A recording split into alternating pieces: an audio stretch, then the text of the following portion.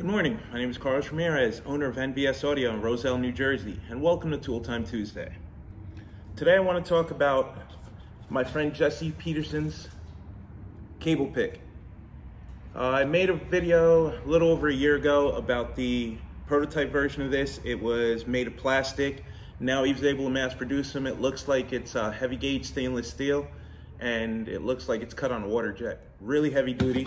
It'll stand up, if you angle it right, it'll stand up on itself by not tipping over. There's holes in it so you can screw it to your workpiece, or you could bend it 90 degrees like we did and put it underneath your workstation.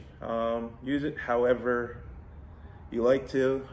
We have the Milwaukee iron, which we won't be using. We have our mini.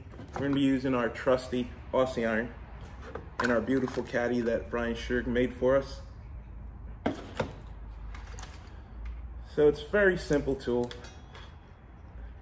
Lay the wires. I find this especially useful if I'm doing a 9-wire into a DSP. Keeps them separated, keeps them nice and straight.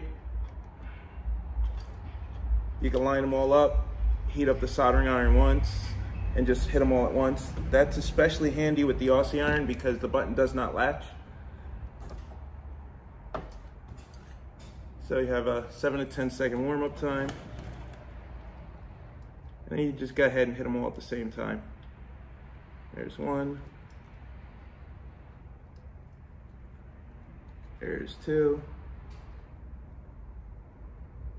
There's three. There's four. Four perfectly soldered connections. It's very similar to our quad hands, but on the quad hands, you're only limited to 2 or 3 at a time. With the cable pick, you have 1, 2, 3, 4, 5, 6, 7, 8, 9, 10, 11, 12, 13, 14. So you have 14 slots.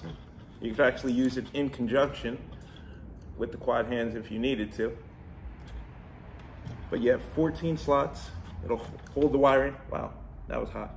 It'll hold the wire in, let you solder each individual, and keeps them nice and organized. Then you can go ahead, heat shrink, tape them up, bundle them up, and you're done.